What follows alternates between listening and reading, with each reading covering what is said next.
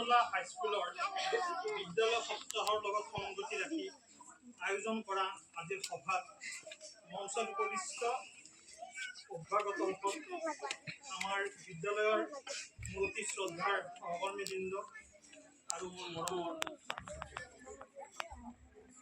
যিখিনি কথা কম সেই কথাখিনি এগৰাকী বিশিষ্ট ব্যক্তিয়ে কৈছিল। তেখেতৰ নাম আছিল নিটছে। তো নিটছে কৈছিল যে জীৱন এখন প্ৰতিযোগিতা। তো সেই যিখন প্ৰতিযোগিতা, এই প্ৰতিযোগিতাখন কেৱল আমাৰ খেল ধেমালিৰ মাজতে নহয়, সেয়া আমাৰ জীৱনৰ লগত চলি থাকিব। এই প্ৰতিযোগিতাৰ কেতিয়াও অন্ত নাই। যেতিয়াৰ পৰা আমি জীৱন জিকিবলৈ আৰম্ভ কৰিছোঁ, যেতিয়াৰ পৰা আমি চকু মেলিবলৈ আৰম্ভ কৰিছোঁ, তেতিয়াৰ পৰাই এই প্ৰতিযোগিতা আমাৰ চলি আছে। আৰু যেতিয়ালৈকে আমাৰ চকু মুদ নাখাব, তেতিয়ালৈকে আমাৰ এই যুদ্ধখন চলি থাকিব আৰু সদায় চলি থাকিব। কিন্তু আমাৰ কৰণীয় কি? ছাত্ৰ ছাত্ৰী হিচাপে তোমালোকক কৈছোঁ যে আমাৰ কৰণীয় কি? কাৰণ আমিও এটা সময়ত ছাত্ৰ ছাত্ৰী আছিলোঁ। গতিকে তাৰ পিছৰ পৰা অধ্যয়ন কৰাৰ পিছত গম পালোঁ যে জীৱনটো যিহেতু এখন প্ৰতিযোগিতা, আৰু এই প্ৰতিযোগিতাত সফলতা যদি অৰ্জন কৰিব বিচাৰোঁ, সফলতা যদি আমাক হাসিল কৰিব লাগে, বা আমি সফলতা কৰিব বিচাৰোঁ, সফল হ'ব বিচাৰোঁ, তেতিয়াহ'লে আমাৰ গুৰু দায়িত্ব হৈছে দৃঢ়তা। যে আমাক যিকোনো প্ৰতিযোগিতাত সফল হ'বৰ কাৰণে আমাক দৃঢ়তা লাগিব। আজি যে আমি ছাত্ৰ ছাত্ৰীসকলক যে পুৰস্কাৰ দিম বা পুৰস্কাৰ দিয়াৰ কাৰণে আমাৰ অধ্যক্ষ বাইদেৱে এটা চেষ্টা কৰিছে, প্ৰচেষ্টা এটা হাতত লৈছে। ইয়াৰ অন্তৰালত এটা কথা লুকাই থাকে যে আমাৰ যিবিলাক সুপ্ত প্ৰতিভা, সেই সুপ্ত প্ৰতিভাবিলাক বিকশিত কৰাৰ ফলটোৱেই হৈছে বিদ্যালয়ৰ যিখন প্লেটফৰ্ম, এই বিদ্যালয়ৰ যিখন স্থান। ইয়াৰ পৰাই যাব লাগিব সেই যুদ্ধলৈ, যি যুদ্ধই আমাক আগুৱাই নিব হেজাৰ যোজন দূৰ। এতিয়া আমি কেনেদৰে আগবাঢ়ি যাম? এতিয়া আগবাঢ়ি যাব লাগিব এই ভাৱনাৰে। খন্তেক আগতে আমাৰ যাদৱ ছাৰে কৈছিলে যে যিহেতুকে আমাৰ কোনোবাই হাৰিব, কোনোবাই জিকিব, কিন্তু হৰা জিকাৰ খেল নহয়। আচলতে জীৱনটো এনেকুৱা যে আমি যুদ্ধ কৰিবই লাগিব।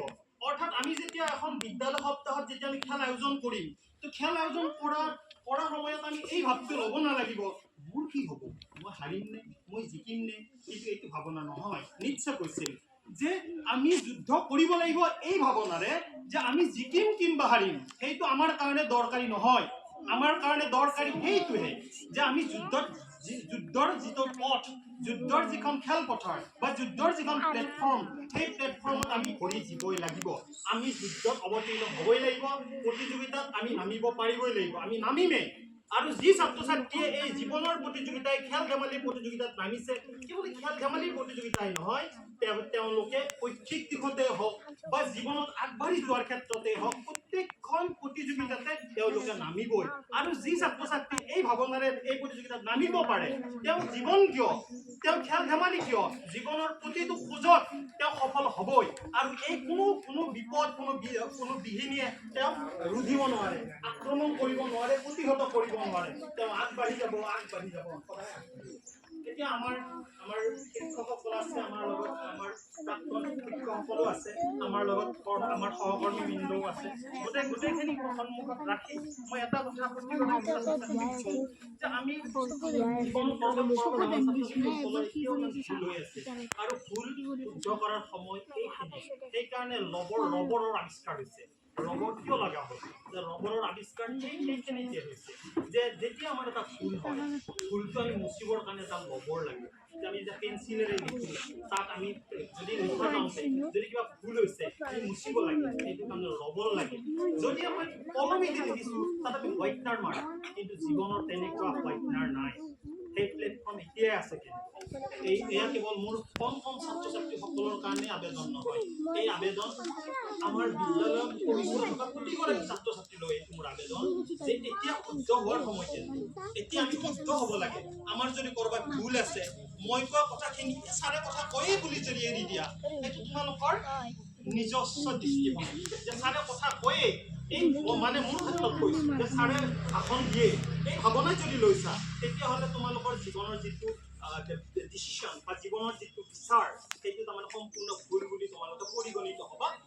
পৰৱৰ্তী পৰ্যায়ত যেতিয়া জীৱনত বহু দূৰ আগবাঢ়ি যাবা, তেতিয়া এদিন মনত পেলাবা। বা মই কোৱা বুলি নহয়, আমাৰ অনিল ছাৰ আছে, আমাৰ অনিল ছাৰৰ লগত আৰু বিশিষ্ট আমাৰ ছাৰসকল আছে। গতিকে এদিন এই কথাটো মনত পৰিব যে ছাৰে সঁচা কথাই কৈছিল আমাক। কিন্তু তেতিয়ালৈ আৰু ভবাৰ অৱকাশ নাথাকিব। গতিকে আমাৰ ভবাৰ অৱকাশ, আমাৰ কৰাৰ অৱকাশ এতিয়া আমাৰ দেখি আছো মঞ্চত উপবিষ্ট হৈ থাকোঁতে, আমি বহি থাকোঁতে আমি দেখি আছো কেইজনমান ল'ৰা হাহাকাৰে কৰি আছে, আমি বিশিষ্ট ব্যক্তিসকলে ভাষণ দি আছে, এইবিলাক পাল মৰা ভাষণ দি অহা নাই, তেওঁলোকে খুব গুৰুত্বপূৰ্ণ ভাষণ দি আছে, আমি কিয় তেওঁলোকৰ লগত সহযোগ দিব পৰা নাই? তেওঁলোকে কি কৈছে আমি অন্তত শুনো, আমি এইটো তেওঁলোকক কিয় দি আছো? যে তেওঁলোকে ইয়াৰ পৰা ওলাই যাওঁতে এই ভাৱনাটো কিয় লৈ যাব লাগে যে ছাত্ৰ ছাত্ৰী অকল ভাল নহয় বুলি যদি তেওঁলোকে এটা ভাৱনা লৈ যায়? আমি এই কথাটো কিয় চিন্তা কৰা নাই? গতিকে মই আৰু বেছি কথা নকওঁ, কাৰণ তোমালোকে নিশ্চয় জানা মই কথা ক'লে কথাটো এৰা নাযায় সাধাৰণতে। গতিকে মই নিজেই কথাটো জানো। গতিকে মই প্ৰতিগৰাকী ছাত্ৰ ছাত্ৰীলৈ এইটো আবেদন থাকে যে আজি যিসকল প্ৰতিযোগীয়ে বঁটা বিজয়ীয়ে বঁটা ল'ব সেইসকলক আমি চাম, আজি চাম। যিসকলে পুৰস্কাৰ নাপালে তেওঁলোকে চাব, কিন্তু চোৱাই নহয়, শিকিব যে এইবাৰ এওঁলোকে পালে নহয়। অলপ আগতে ছাৰে কৈছে, কোনোবা এগৰাকী ছাৰে যে এইবাৰ এইটো বঁটা ল'লে নহয়, আমি ময়ো ল'ম। আৰু এই প্ৰতিযোগিতামুখী মনোভাৱ যেতিয়াই আমি অন্তৰত ৰোপণ কৰিব পাৰিম, তেতিয়া আমি জীৱনত আগুৱাই যাব পাৰিম। আৰু যদি এনেকে ভাবোঁ লৈছে মোৰ কি আছে, এই ভাৱনাটো যদি লৈছোঁ, তেতিয়াহ'লে জীৱনত আমি আগবাঢ়ি যাব নোৱাৰিম, উন্নতি কৰিব নোৱাৰিম। গতিকে প্ৰতিগৰাকী ছাত্ৰ ছাত্ৰীলৈ মোৰ আবেদন থাকিল, অন্তৰেৰে কৈছোঁ, সকলোকে কৈছোঁ, আমি আগুৱাই যাব লাগিব, সফলতা বুটলি আগুৱাই যাব লাগিব। আৰু এদিন আমি যেনেকৈ জুবিন গাৰ্গে আজি বিশ্বৰ ইতিহাসত নিজৰ নাম ৰোপণ কৰি থৈ গ'ল যুগ যুগৰ কাৰণে, তো আমিও সেনেকুৱা এটা পথ আমি বাছি ল'ব লাগিব, আমি আগুৱাই যাব লাগিব। আৰু প্ৰতিগৰাকী ছাত্ৰ ছাত্ৰী তাকে কামনা কৰি, মোৰ অন্তৰৰ পৰা শুভেচ্ছা জ্ঞাপন কৰি মই মোৰ বক্তব্য সামৰণি মাৰিছোঁ।